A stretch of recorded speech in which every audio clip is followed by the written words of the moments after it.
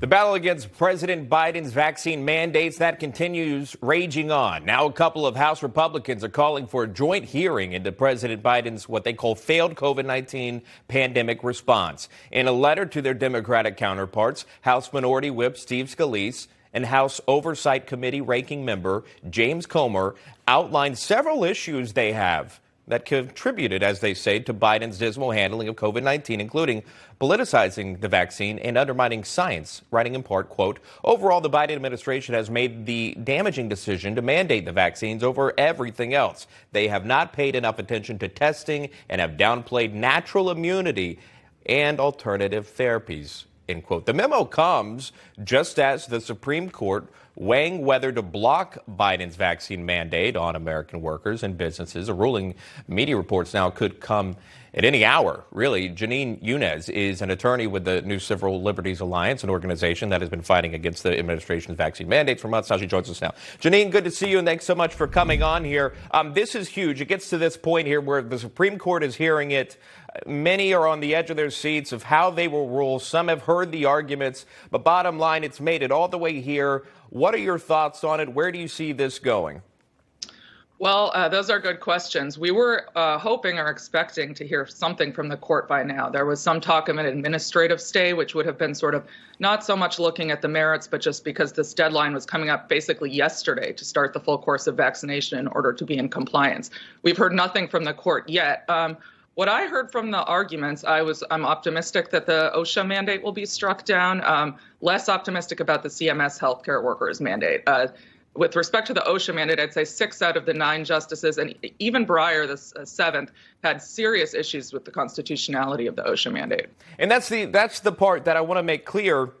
When you're discussing the OSHA mandate, it really is keeping the stay in there, not necessarily the constitutionality. But then the other one that they're looking at, they're taking under, is healthcare workers, primarily those that are funded by Medicaid or Medicare. That there is an interesting point because it doesn't have an option for testing in it. It is mandated to get the vaccine. But there's disregard, as Republican lawmakers point out, with natural immunity. These are healthcare workers that have been around COVID-19 now for several months, and many contracted it multiple times, but still not considered. Your thoughts? That's right. And that's actually an issue that did not come up much at the argument, to my disappointment. So one thing that was discussed, and one reason it looks as though the justices might uphold the healthcare worker mandate, is that they're saying, well, these are, they're working around the most vulnerable people.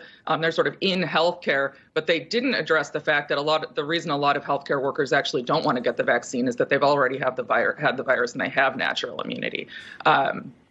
So, that's a bit disappointing not to have heard more on that. Jenin, too, overall, a lot of people are concerned, specifically parents, when it comes to policies on mandating a vaccine for children. I know this is a sticking point for you, too, because you published an op-ed on this. This was in the Wall Street Journal, essentially blasting mandates for kids, arguing in part, and we'll show the viewers this, quote, the government can't conscript them as guinea pigs or vessels to protect adults. Young children face virtually no risk from COVID-19, and the mandates mainly serve to assuage adult fear, end quote. Again, just a portion of what you said. But elaborate on that and why you felt compelled to write this op-ed. Well, first of all, a couple of reasons. We know now that the vaccines don't stop transmission. In fact, Rochelle Walensky admitted that as early as August 5th. Now with the Delta variant, now with the Omicron variant, it looks as though they stop transmission even less.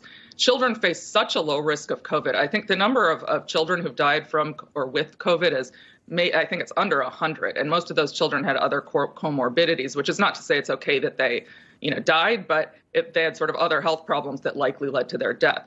So what these vaccine mandates are really about is just an irrational attempt on the part of adults to use children to assuage their fear. The children themselves face no risk. They don't even transmit the disease to adults. That was, when it looked as though the vaccines were better at stopping transmission. Now that we know they don't, there's really no purpose to this. It's completely irrational. And there have not been a lot of studies conducted on the health effects on children. There have been no studies conducted on the effects of the vaccine on children who have naturally acquired immunity. So it's completely unethical, in my opinion, to use children in this manner. Yeah, directly in terms of transmissibility, vaccinated, unvaccinated, Dr. Rochelle Walensky made some comments earlier that if you are vaccinated, that does not stop transmissibility. she said on one of the shows, and she actually will be at a Senate hearing today, Dr. Walensky, to answer questions in the Senate, along with Dr. Fauci, and you can bet your bottom dollar that will be one of the questions asked. Yes. Jenin, Younes, thank you so much for your time. It's good to see you, Jeanette. Thank you. Thank you. And coming up, the RNC suing New York City's Mayor Eric Adams, the New York City Council, and the city's Board of Elections. We've got those details why next on National Report.